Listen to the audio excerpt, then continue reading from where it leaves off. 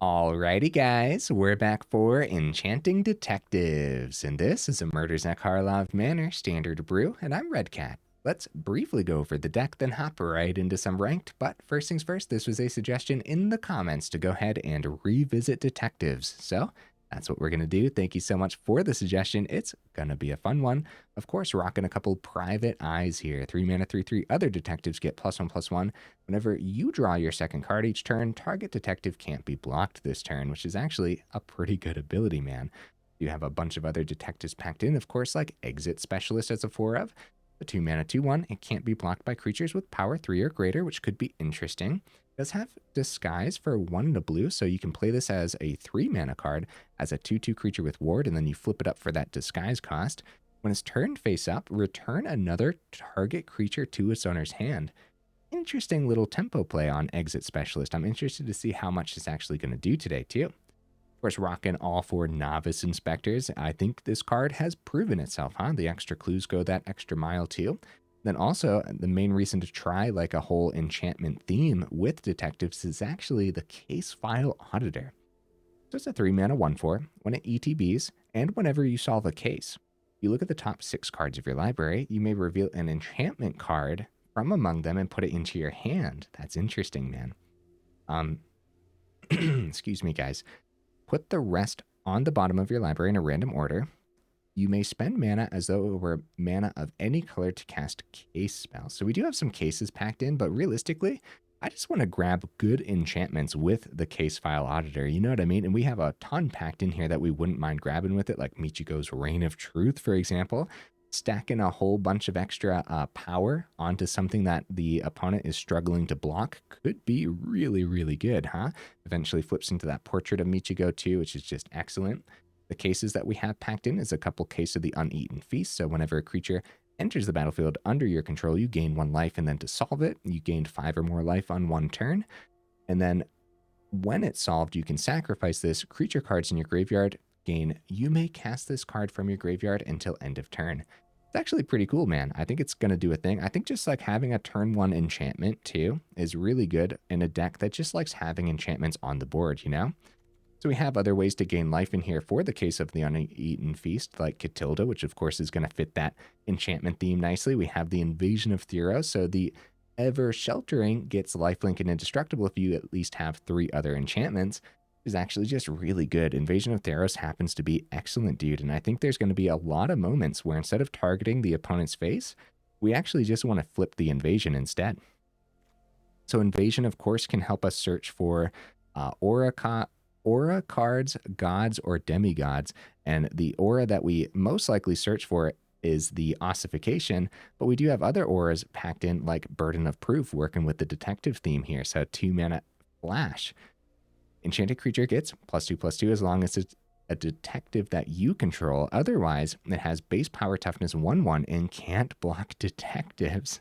So that's interesting, man. It could be a great way to take a creature out of the blocking equation. And again, if the opponent is struggling to block these detectives, buffing them with the Reign of Truth could be wild. Do you have some gods we can grab with the Invasion of Theros too? The Heliod Radiant Dawn could be interesting in here. We're actually not going to go over it completely, though. We have a couple Hallowed Hauntings as well as a mana base here. Oh, I set the 15 basic lands aside to show that we should be able to hit that Ossification play whenever we need to. 15 basics is more than enough to play Ossification. Some honorable mentions over here, too. We have Witness Protection, almost made the cut. Case of the Pilfered Proof as well. And this Proft Master Sleuth almost made the cut too. It's a really interesting detective. Okay, guys, we're going to save the more in-depth discussion for the end of the video. So look forward to that. We're probably going to change up the build a little bit too before posting it on Aether Hub. So yeah, in the meantime, we'll go ahead, take this into some ranked and see how we do.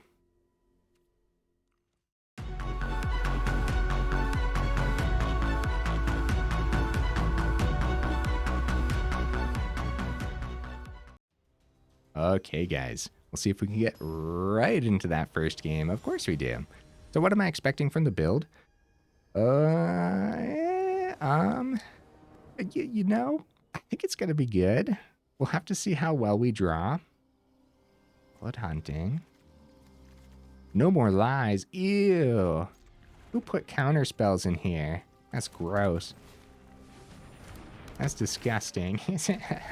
Okay, Novice Inspector hits the board. What we draw here? Ossification. Okay. Swing. No more lies open? Yeah. No more lies or clue. If we don't counter, we draw. So Jeskai control potentially. Okay, Hallowed Haunting. All right. Michiko's Reign of Truth. Okay, so we'll go swing with Inspector, see what happens. Gets through. Not going to keep that. We're going to get Inspector number 2 down, and same concept as last turn then. Pass it on back. Celestis. That's a good counter. I'd call that a good counter, and I don't want to like save the No More Lies in hand for too long too. So Michiko's Reign of Truth. 1, 2, 3. The board wipe's gotta come in the next couple turns for the opponent, right? Maybe we can outpace it. We're going all in, bro. Let's do this. And then also, if it's like a board wipe that just hits creatures, then at the very least, at least Michiko's Reign of Truth will flip into Portrait when it comes time. Working with the artifacts too is so good, man. So if it's to populate, then it's just to populate number 1. So ill-timed explosion, that'll do it. So we do have extra ways to draw. Yeah, mana off the top, I'm totally okay with setting up the Hallowed Hauntings. Hallowed Haunting's really good against control, so. Okay, so no target for the rain. Yep, they're tapped out. Let's get these Hallowed Hauntings down. I'm totally okay with doing that 2 turns in a row, too. At this point, though, they'd want to keep open their counter spells. I'd be shocked if they tap out here. Ooh. Down to 11. They go for the mill on us. Katilda. Katilda hits the grave, dude. What a great one to hit the grave. Okay. So Ossification hits Jace, and then we could draw off Clue, and then we're generating a token on Hallowed Haunting. I think, like, I'm going to get greedy with it, though, dude. Like, while they're not holding open a counterspell, I think it's just, like, way too good not to play the Hallowed Haunting, number 2. Like I said, they're really good against control. And hopefully they don't have any fancy pants removal for them.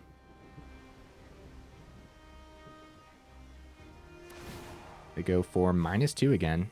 Bunch of land off the top. I wouldn't have minded an untapped source. Like the island, for example, play the Katilda back from the grave. At some point, we're going to run into these counterspells, though. Farewell!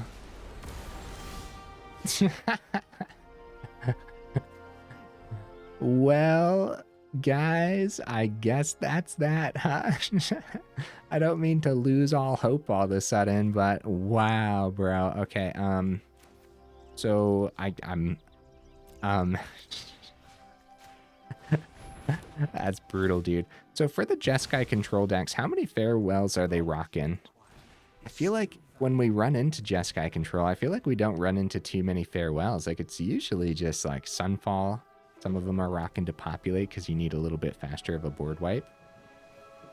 So just like, we just played everything out last turn because we're like we're goners, you know? So at this point, we just keep playing and see what happens, or until we decide to concede as well, as it could take them a while to find a way to win. But we are likely controlled enough for them not to worry about it. Wandering Emperor. They are going down to 9 because of the pain. They go for the block here, the trade. Oh, they actually dropped the oops. Ah, down to 6. Experimental Augury. Ah, okay, and the proliferate's really good for the Wandering Emperor. So they could go -2 successfully. exile the specialist, go back up to 8. Let's see what their play is. Let's see what's on top, and then decide whether or not it's worthwhile playing out. Because, for example, if it's like land off the top, then I would say this is not worth it. Ooh, big score. Nice hit with Quintorius. Really nice hit with the Discover 4. You'd love to see those 4 mana cards. Ill-timed explosion is so ill-timed explosion. So it might not even be depopulates at that point. It might just be ill-timed explosion. Maybe a couple farewells. Could be a little bit of a different version of the Jeskai control that I've been seeing. Wow, Invasion of Theros. It's actually pretty good, isn't it? We could find our removal.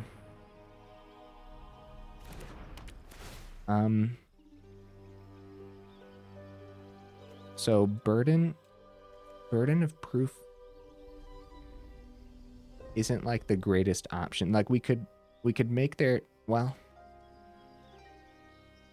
yeah, ossification, right? I was trying to think if there was like any reason to go for burden of proof over the ossification, and I couldn't think of an actual reason. Because like if we buff the private eye, maybe we could flip the invasion this turn, but they have the chump blocker anyways. So at the very least, we try to get rid of their, well, let's see if it lands first. It does land. Do we just hit a planeswalker and then swing at the other one? And then they lose their creature that way? I think both have a similar scenario, except if they have like an Elspeth Smite open or something. I think the better one to hit is Quintorius, but with Ossification going up against a Farewell style build, if they are rocking this as a 2-of, then we're in danger, bro. All right, and so they chump to protect Wandering Emperor unless there's a second Wandering Emperor in hand. If there's a second one in hand, they can successfully let this die, play the second one, and then just like go exile on the second one. Or for this turn, like +1, well, +1/+1 counter might be better on their turn for the first strike, though. A lot of options for them, dude. That Farewell was so brutal. I'll tell you what, if they didn't have Farewell, I think that could have heavily leaned towards us, right? I think so. It is going to be Wandering Emperor number 2. So they're going to go first strike this turn. So it's like the exact same concept that I ran through. They still end up with a nice, beefy Wandering Emperor, except they didn't have to go -2 on this. It also means they didn't gain life, but I don't think that matters too much, right?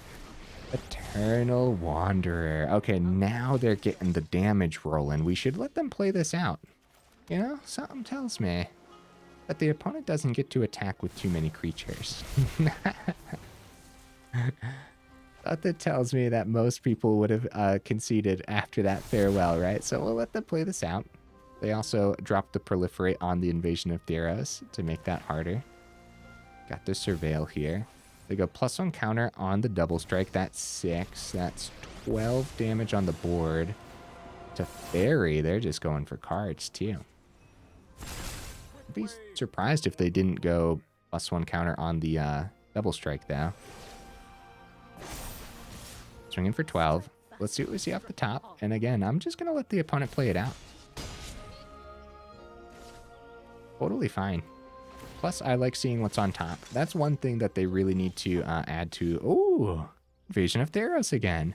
I'll tell you what, dude. Like, it really isn't that bad. Just like we have 3 open. Let's go Burden of Proof. Hey, good game, opponent. Good game, buddy. That Farewell was brutal. Is Farewell gonna be around? Aha! You are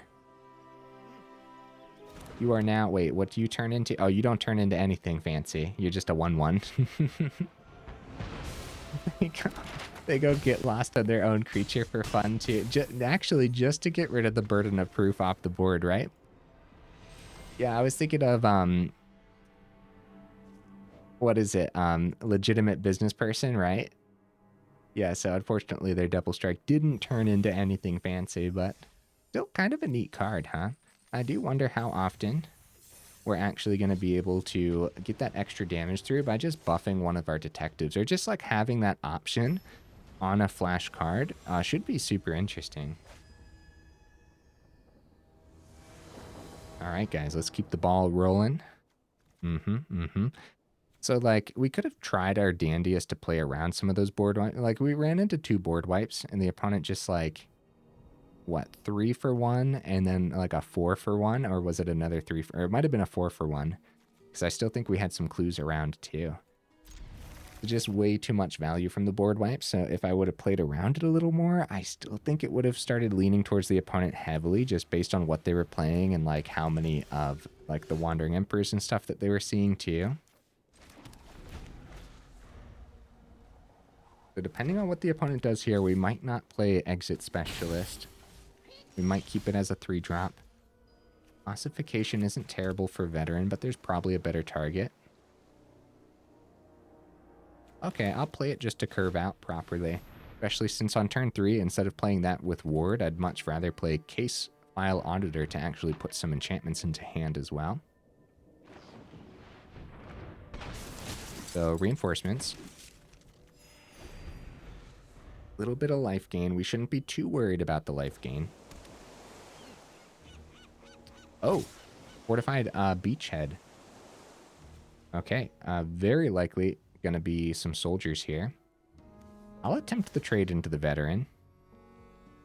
Nah, never mind. I changed my mind. There might be a moment where we really desperately need this specialist to start swinging in against like a buffed soldier board state or something. Or we might find a better trade like a 2-1 into a 2-1, for example. Second Ossification, that'll definitely come in handy. And we can always find another one with Invasion too. But for the turn, it's going to be a Case File Auditor. We're going to keep all the blockers back. And if it is soldiers, their main piece of removal will be Brutal Cathar. And then, yeah, we have a ton of removal in hand to deal with that. We just need to figure out survival for a few turns. Oh, Hallowed Haunting. Okay, we should grab that, right? The Case could be good too, but Hallowed Haunting. Because we have 4 mana for it already. Going to be another Resolute Reinforcements.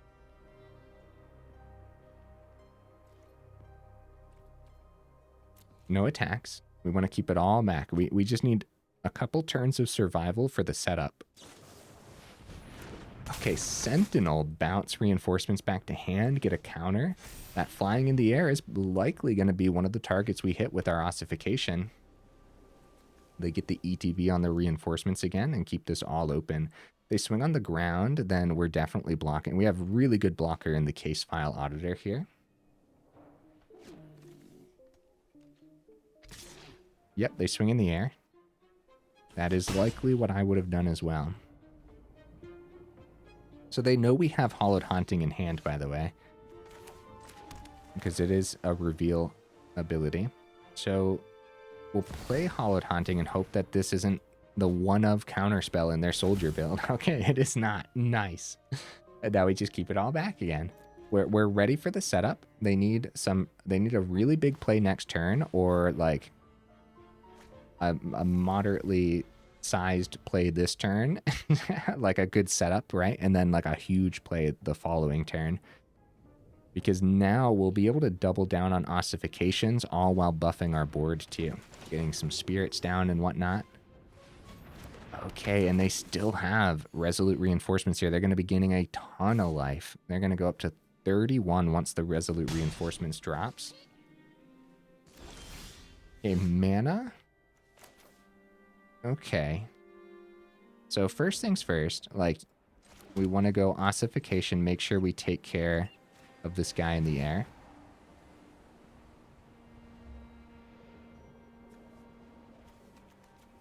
With 2 flash creatures with Sentinel and reinforcements, they very well might have multiple counter spells.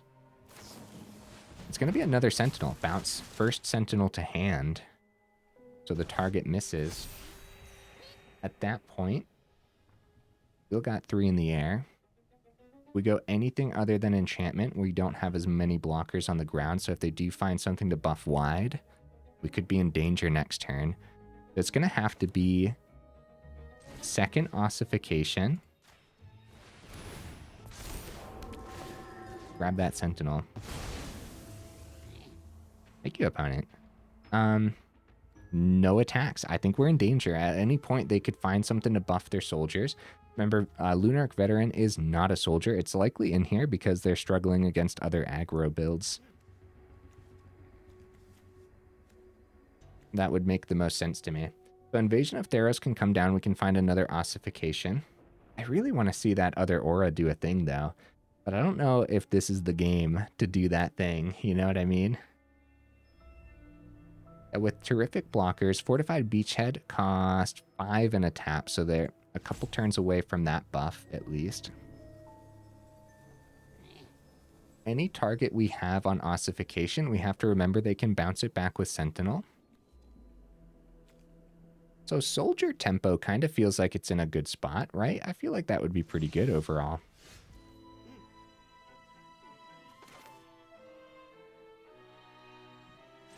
So if we go Reign of Truth for Hallowed Haunting, at what point do you guys suppose we can start attacking, right? Because if we go Invasion, yeah, grabbing more removal right now just doesn't seem great. I'll go Invasion and we'll try swinging into it with a Reign of Truth play. We'll get our spirits to 3/3s. Have to remember the opponent has a great lineup of flash creatures.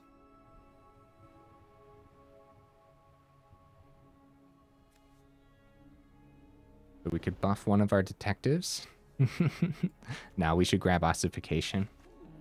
We should, but any target for the Ossification gets bounced back. So we save that for next turn. This is actually a really tough decision because at any point, if they buff their board, like we're just in trouble, huh? We'll go Michiko's Reign of Truth. I'll keep my detectives back. Ooh, I just smacked my mic, bro. Hopefully my filters. Hopefully my filters were fine there. My goodness. Okay, so we swing. Okay, actually, we buff Specialist, right? And then we swing 3 into the Invasion and try to flip it. Dude, I almost completely knocked down my mic. That would have been awful. So they have a chump. We just like go all in to the Invasion. We make sure that it flips. We have 4 enchantments on the board right now. As I try to straighten out my mic again here. Like I said, hopefully my filters helped me smacking the mic not get picked up. Bro, Wandering Emperor. Actually really like the opponent's soldier list here, man. It's really sick. Because like all that extra flash, I'm telling you what, dude, they have counter spells packed in. Like No More Lies is probably in here. They chump and then Invasion goes down to 3, and with like Wandering Emperor on the board means they go -2 on the Specialist next turn. We're just like losing a lot of value here now. Luckily they weren't able to go wide then with Sentinel and Reinforcement, so we're still likely alive. Ossification does hit the Wandering Emperor.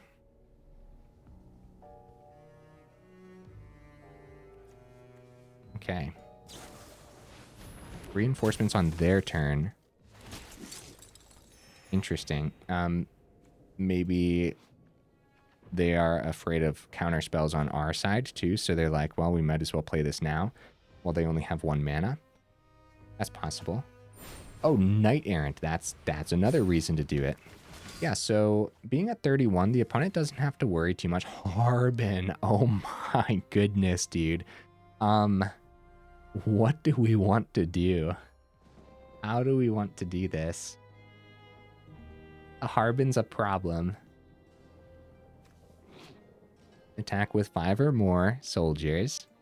1, 2, 3, 4, 5. Knight Errant is a knight, so they have 5. They go ahead and get rid of one of the spirits so they can swing with their 3/2 successfully. But then we just block with Case File. Okay, So we'll go on to Extraction Specialist, because it can't be blocked by power 3 or greater.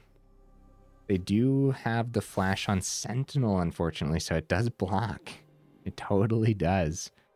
I'd want to flip the Invasion. As soon as Harbin comes down, it's over, right? How do we do this, man? How do we do this? Because if we flip this for the lifelink and the indestructible, we'd want to do that before to make sure we get the draw. Pretty sure they flashed that down in chump. That's one soldier off the board. Maybe we can make it so that way we full swing at this. No. If they chump with Sentinel, okay, it goes through. Okay, I was gonna say, if they chump with Sentinel, it's one less soldier. Then we pick up another soldier with Ossification. So now we have Hallowed Haunting buffing on the ground. We go draw off of the Ossification, make sure we pick up the Wandering Emperor. Because no matter what, they're going to have 5 soldiers swinging. Ah, this is so tough, man. Now, I should be Ossification onto maybe the Officer. One less soldier there. Sentinel comes down as the 5th, then Harbin comes down to close the game. So if we draw another piece of removal, we could potentially hit another soldier. But this is, in fact... So they bounce Officer back. Okay. Okay. So it's a land. No, not the land. This is actually really tough to think through here. So 1, 2, 3, 4, 5. So we'd want to take the equation out of the air. Harbin comes down and they don't have the swings, right? So we really didn't want to see the land there, but the Exit Specialist coming in handy. Bouncing the Sentinel so bad, dude. But taking something else out of the air could be really good for us.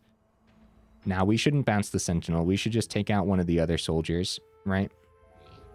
We're taking more damage, but then we're making it so that way they don't have all these crazy tempo plays, which...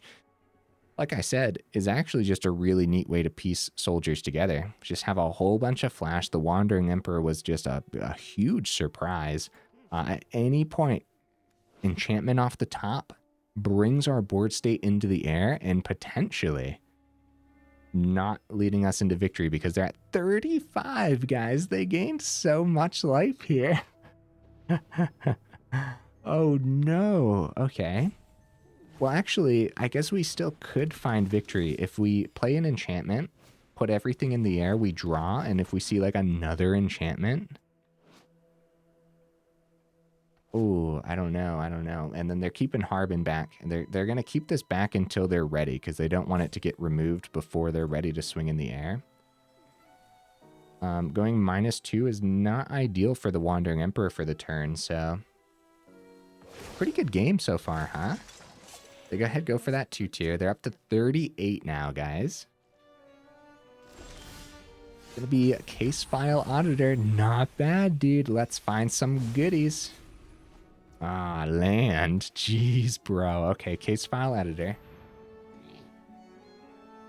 Yeah, any amount of extra enchantments, I'll tell you what, could have gone a long way here. So at least case file sees 6 cards deep, which is really good. Michiko's Reign of Truth, case of the Uneaten Feast. Case not doing too much here, so Michiko's Reign of Truth for sure. For sure, dude. And then we draw when we play Michiko's Reign of Truth, put everything in the air. Michiko's Reign of Truth buffs the Ever Sheltering here. Anyone's game, dude. Anyone's game. Like, they still have 2 mana open, guys. 2 mana open. If it's a No More Lies, we should have played the island.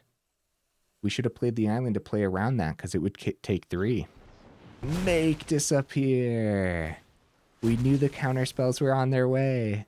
So luckily, we didn't get punished from not playing around No More Lies, because they went ahead. They completely stalled us out for the turn, actually. With Harbin coming down next turn, are we forced to swing on the ground? Oh, like I said, anyone's game. It really, really was. We are forced to swing on the ground to go up to 14, and then we die next turn. Yeah.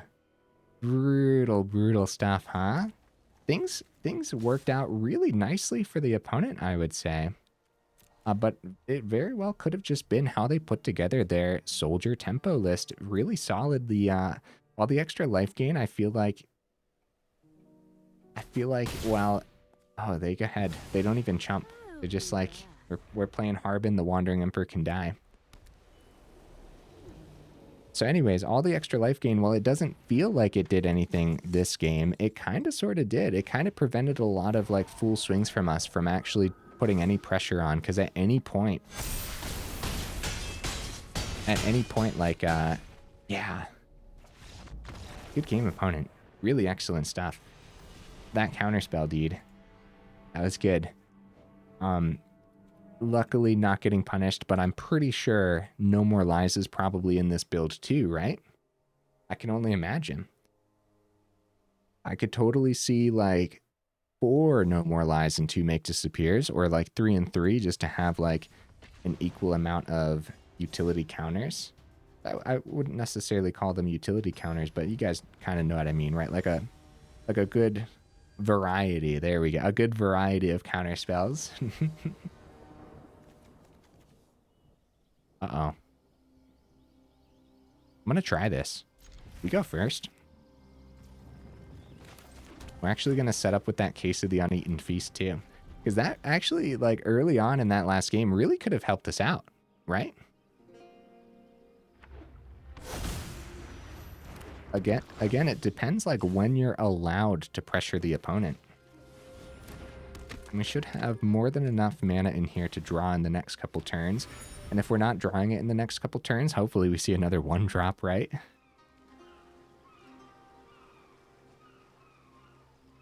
Yeah, really risky hand, but I think we should be able to see it easy peasy. Oh, Fading Hope. Thank you, opponent. I'll play that next turn if I don't see mana.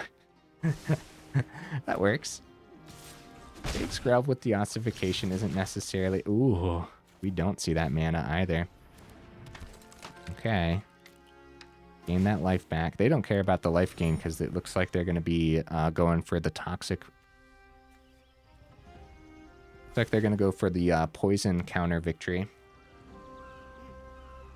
Right, it's been a while since we've seen Bant poison. Pick up that Inspector, easy peasy. Get that poison through.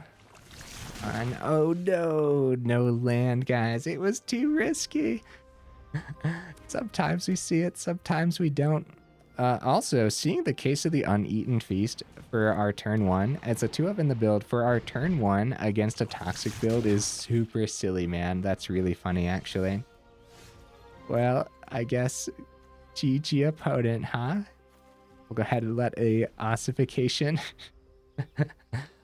So that is literally 4 poison.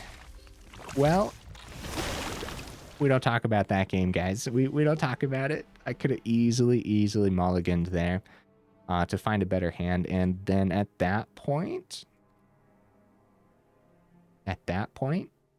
yeah, we could have gotten some good blockers down. We would have had to worry about the Skrelv a little bit for it, like, assisting and pushing the poison through on other creatures, right? So that would have been a good target for Ossification, which was in our opener there. And with 4-of in the build, you know, there's no guarantees that we would have seen Ossification after a mulligan, but there's a pretty good chance. Especially when Invasion of Theros helps us find it too. Just acting as more versions of Ossification, essentially. Now, see, I like this hand a lot, like, less than the last hand, but at least we have the mana. Okay, I'll give it a shot. Katilda could have been really good against that soldier list too, huh? Katilda's only a 1-of in here.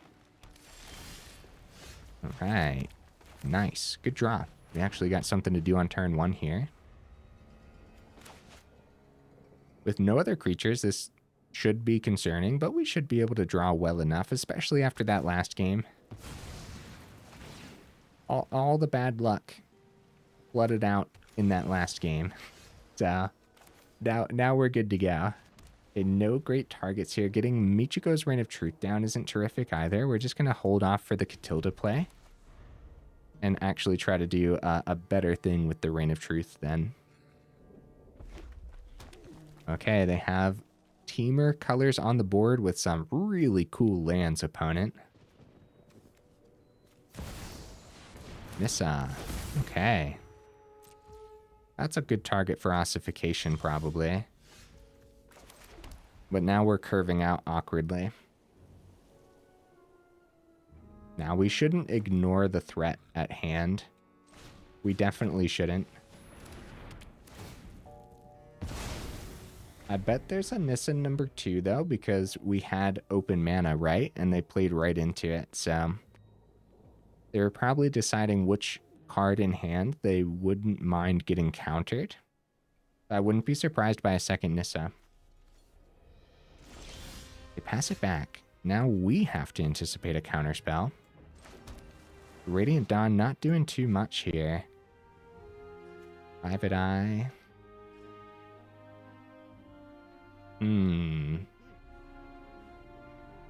Alright, Katilda. Because if we are running into a counterspell, then Katilda's the one that we don't mind getting countered. Oh, okay. Nice. Katilda's 3-3. We're going up to 21. Hey, wait a minute, guys. Did they miss a land last turn? Opponent, are you pulling a me from the last game?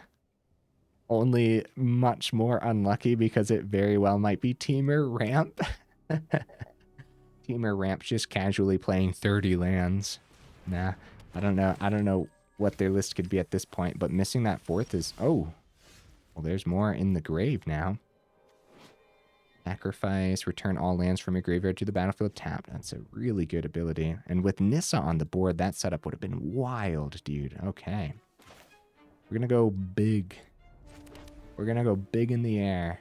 Michiko's Reign of Truth. I'd like to get more down. Unfortunately, Katilda is not a detective.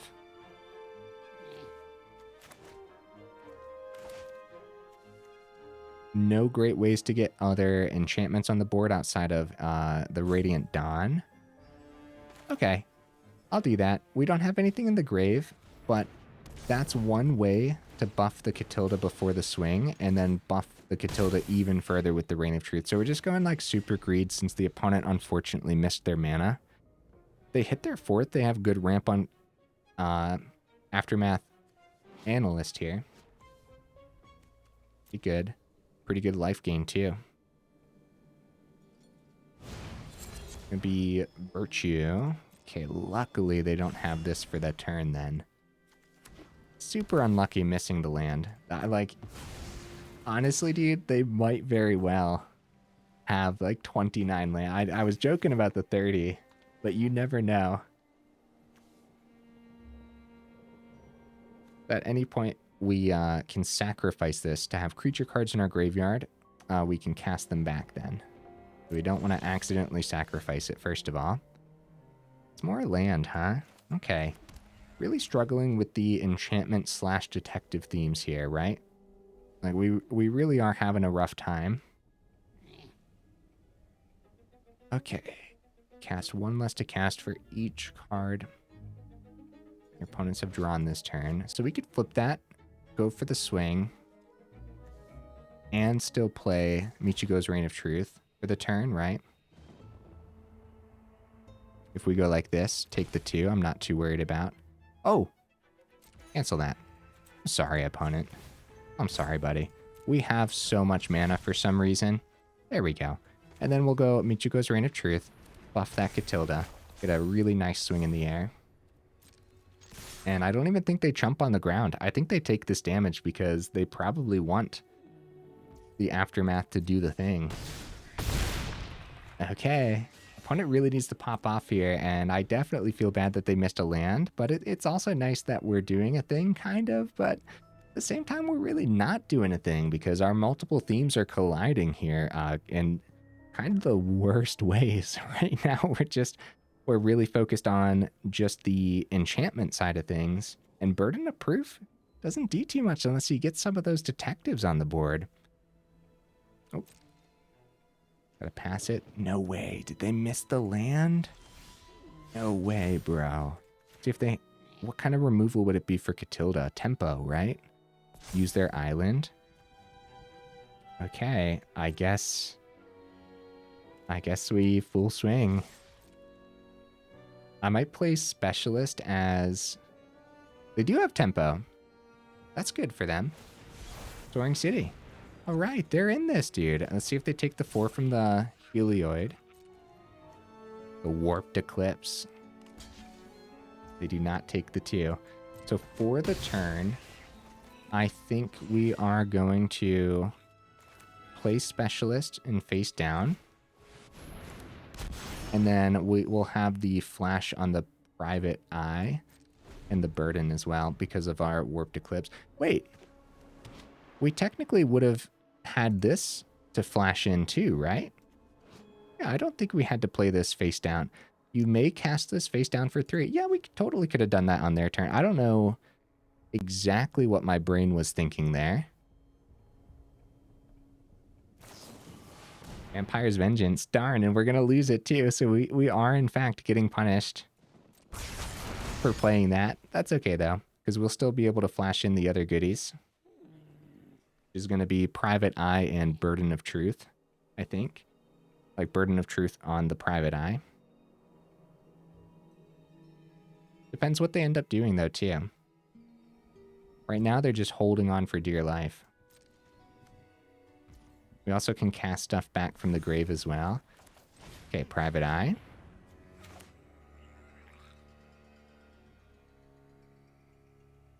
Come on, Burden of Proof. I want to play it at least one time today. Yeah, to my surprise.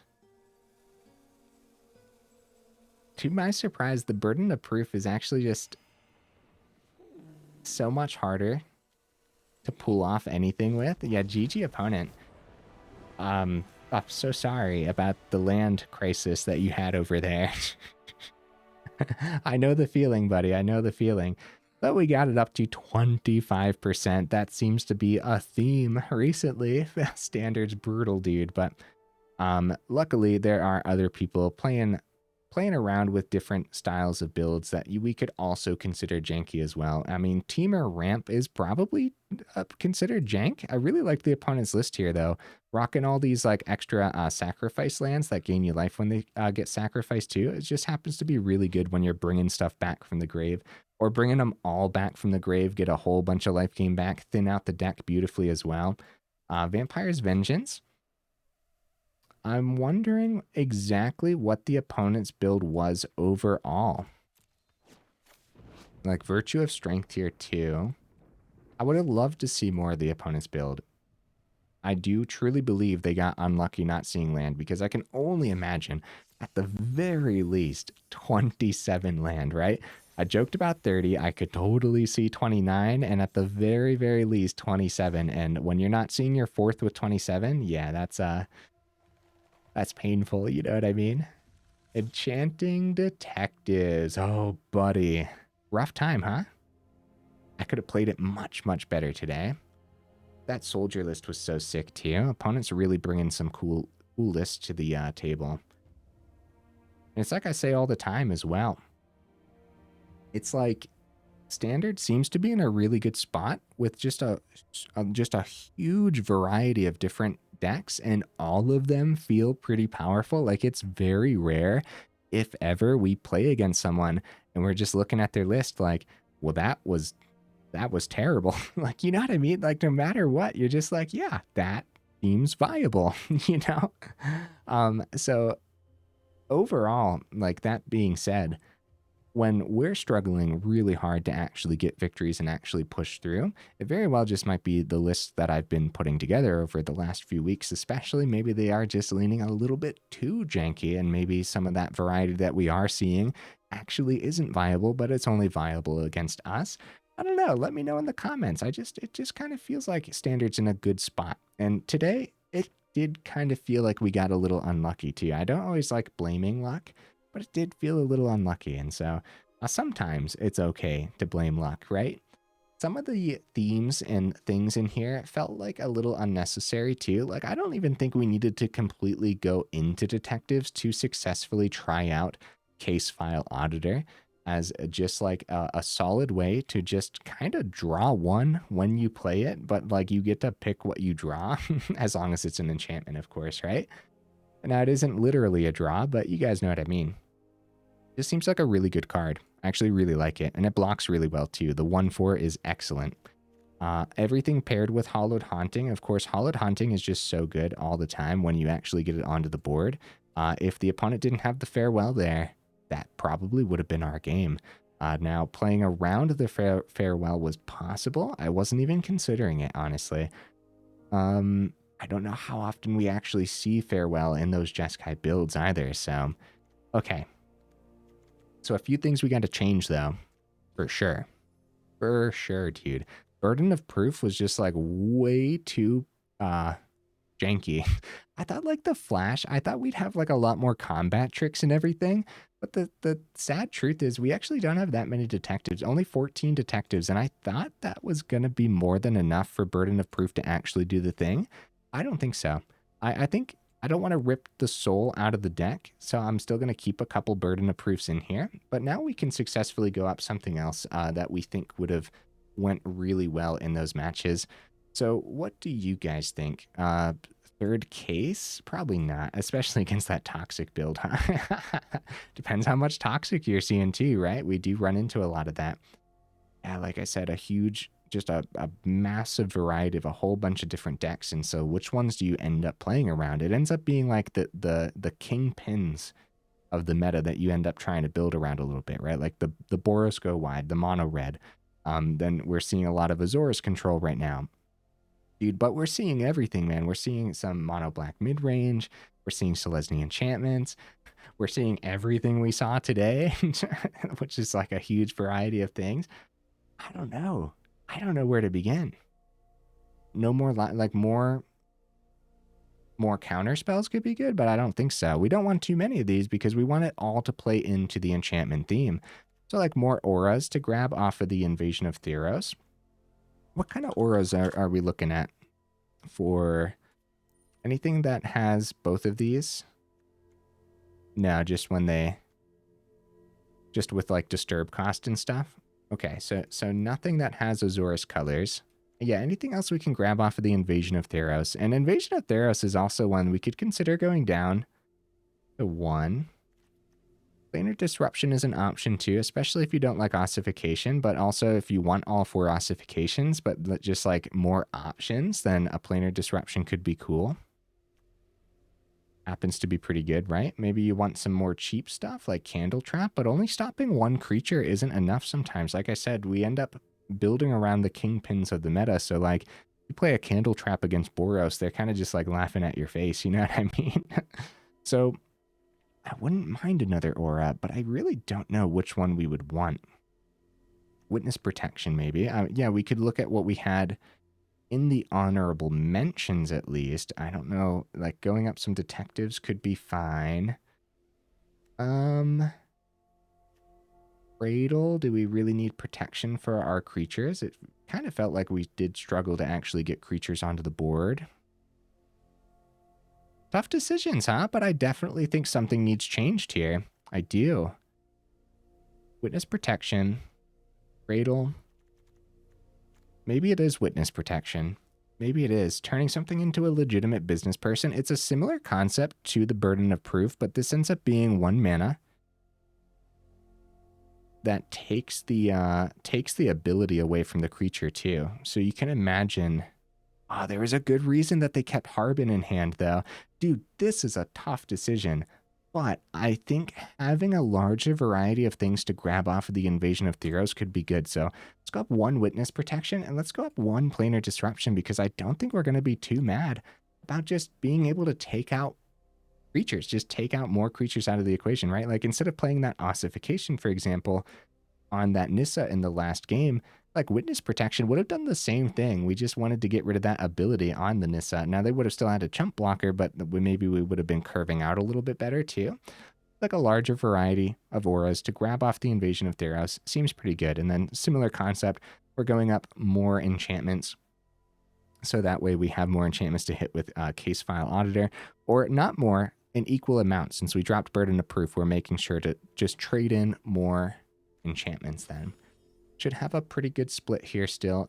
We might want to go up more dual lands, but I think the mana base should be fine overall. Or maybe drop an island.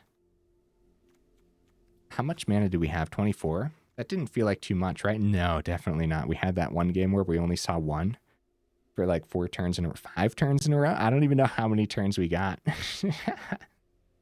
But we could potentially consider 23 land. Drop island down to 4. See, we have so many 3 drops though, and still a really hefty top end too. I think 24 should work. But what do you guys think? Does the deck list look a little better now that we went down some Burden of Proofs? Maybe we'd get a little bit more lucky too if we were to play more. I like this. I like how it looks now. I like just having just more utility options. Yeah. I still think the double No More Lies is going to be worth it as well.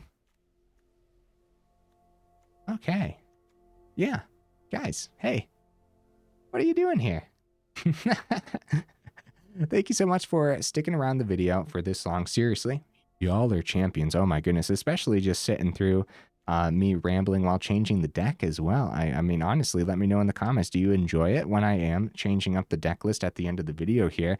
We've been doing this for a couple weeks now, and overall, it seems like everyone's been enjoying the shorter intro. I've been trying to keep it like 4 minutes or less, and then just the more in-depth discussion at the end of the video, and then also like just changing the deck. But I don't think I've gotten any feedback yet on just like changing up the list at the end and how you guys feel about that. So definitely let me know in the comments. Also, while you're down there, check out that description where we got that Discord link, as well as that Patreon link if you're interested in supporting the channel that way. All right, guys, enough rambling, huh? I will see you in the next video.